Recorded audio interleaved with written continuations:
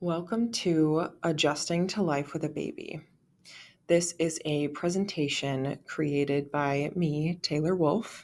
I am an occupational therapy student finishing up my doctorate at St. Catherine University, and this presentation was created for my doctoral capstone project that was completed at Regions Family Birth Center in St. Paul, Minnesota. For my project, I created different educational handouts, and these were in print version, as you can see here. So if you would like to follow along with the print version, you can scan the QR code. All of the material in this presentation will be the same, but if you would like to follow along, feel free to scan that QR code. In this presentation, we will go over 4 different areas. We will cover role transition, developing a new routine, self-care strategies, and energy conservation strategies. So the first thing we'll talk about is role transition that comes along with having a baby. So it's common to experience a change in identity after becoming a mother or a parent. It's normal to feel a little bit lost as you discover the new you while holding space for the old you. There are some strategies that I'll mention here that may help you navigate this time of change. So the first one that I want to mention are 2 different coping strategies. There are active and passive coping strategies. So active coping strategies allow you to actively do something to reduce feelings of stress. So think problem-solving strategies. Can you set a goal? Can you reach out for support? Can you improve in a skill? To help you solve a problem. Whereas passive coping strategies focus on changing your reaction or perception of a stressful situation. These strategies can be really helpful when we aren't able to directly change or affect our reality. So things like breathing techniques, journaling or reflecting, or finding the silver lining, the positive outcome in a negative event can be really helpful to help us navigate those feelings of stress. Other passive coping strategies that can be helpful are things like using senses to calm yourself. So this could be getting a favorite weighted blanket, or using aromatherapy, or listening to calming music to kind of help you recenter yourself. The next strategy is to advocate for your needs with friends and family. Learning how to ask for what you need can be really hard, but asking for help when you need it allows you to keep a balance between caring for your baby and then caring for yourself. And then reflecting on your transformation through journaling or conversation can really help you identify the feelings or emotions that you've been having, talk them out with a friend, and then reflect on these feelings as you progress in your journey of parenthood. The next topic we'll talk about is some different strategies to develop a new routine. It can feel very overwhelming, especially if you're a first-time parent, to adapt to a totally new routine. So my advice to you is to start small, change one thing at a time, and allow yourself grace and compassion to adjust to this new transition. You can break bigger tasks into smaller tasks. So for example, maybe in the morning you unload the dishwasher instead of unloading and then reloading and washing all of the items that need to be hand washed. So doing things in smaller amounts, which can also help you save energy as well. Next, plan household responsibilities with your partner, friends, or family. Having a clear plan for who will be responsible for what around the house, or who's taking care of the baby at what times, can really help you feel confident in your role and your routine. In the later portion of this presentation, as well as on the printed handout, you will find a QR code that leads to postpartum health resources, which has a link to a postpartum care plan that can kind of help you identify who your support system is. and help you come up with a plan to navigate different challenges in this time. And then lastly, it may be helpful to use a visual calendar or schedule to help you track your routine. Some considerations with planning your routine. So, again, identifying who can support you during this time is really important so that you feel supported. Separating needs versus wants. This just means prioritizing what is important to you. Are you really someone who would like all of the baby gear to be put away at the end of the day, or is that not so much important to you? And then you can focus your energy elsewhere. So just spending some time and reflecting on what would make you feel best throughout this time can help. And then, as I mentioned, there is a link to a postpartum care plan, which can be found in the QR code at the end of this presentation. This resource also has resources on self-advocacy, journaling, and self-care, which can be found in the link in that QR code. Next, let's talk about some self-care strategies.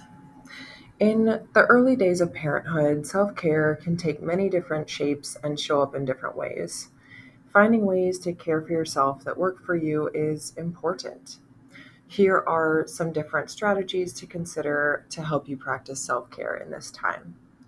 So, you want to focus on your recovery. So, prioritize sleep and rest when possible.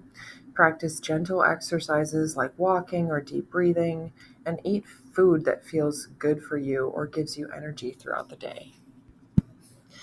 Next, set realistic expectations for yourself. So, this can look like creating small goals to start.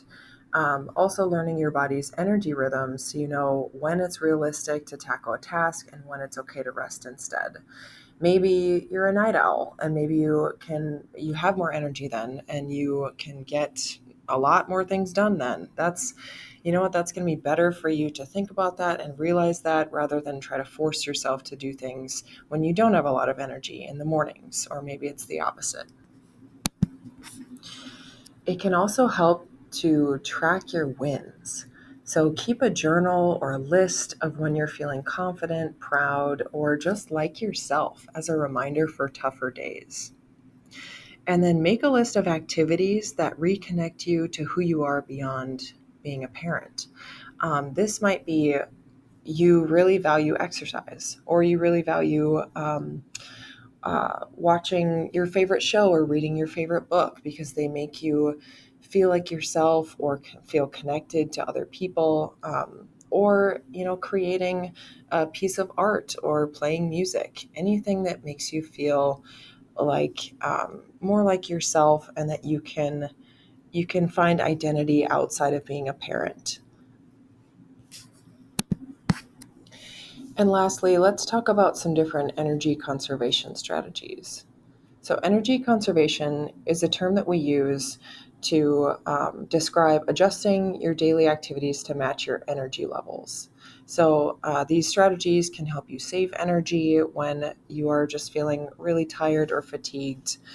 Feel free to use any of these whenever they help you. So, the first one we'll talk about is toothbrushing. Even though I know that we all know that it's advised to brush twice a day and floss, that doesn't always happen. I think we all understand that. And on those low energy days, when you just like really can't make it to the bathroom to brush your teeth and commit that time, you can keep a toothbrush by your bed, or even sit on the toilet while you brush your teeth. Sitting down for a lot of tasks can really help save some energy. Showering, if you're feeling like you just don't have the energy to shower, you can use baby wipes or a wet towel to wipe down sensitive areas, or even just wash your face or hair in the sink. Again, sitting down while doing these tasks will help you save some energy. You can use dry shampoo as well if you're not feeling up to the task of washing your hair fully, or breaking these tasks up into different small chunks as well and doing one throughout the day. And then you can do one at a time throughout the day. For dressing, it will help to sit down when dressing. That will just save you energy in general, is sitting down. And then if you're finding that it's really painful or hard or fatiguing to put on pants, you can wear dresses. If you're inside your house, just put on a dress and then you don't have to put on any pants. And then for eating or cooking, so it's advisable to keep snacks and water near your bed or where you typically breastfeed so you can keep your hydration levels up and your nutrition. And then when you're cooking, consider also sitting down when you chop or keep a chair close by to take breaks. So gather all of your ingredients first that you have to cut up and then sit down, chop everything at once so then you can rest a little bit during that phase of cooking. And then if you're finding dishes really difficult to keep up with, use paper plates and silverware. They're disposable and recyclable and will save you just a little bit of time and energy that might make a big difference. A couple more things I want to mention about conserving your energy is to really understand your energy patterns. So, identifying when you have more energy, whether it's the morning or the evening, or maybe it's after you've had your coffee. Maybe it's after noon when you've had your second cup of coffee. So plan your activities that you have to do for those times when you have most energy.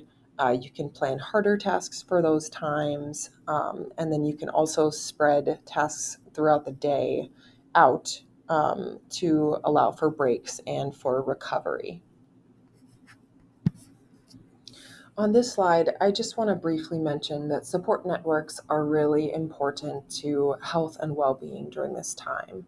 So connecting with family and friends for social support is a way to ensure that you feel supported during this time. You might also consider therapy or counseling to process difficult emotions.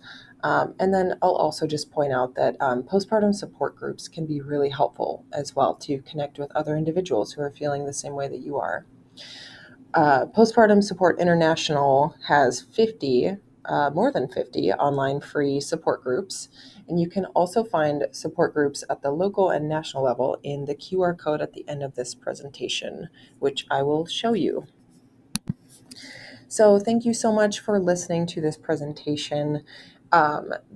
As promised, this QR code is titled the Postpartum Support Resources and covers a number of topics, including self-advocacy resources, journal prompts, postpartum self-care plan templates, support groups, emotional health resources, and a lot of other resources. So if you would like to view that, feel free to scan that, and then there's a QR code as well for the references used for this presentation.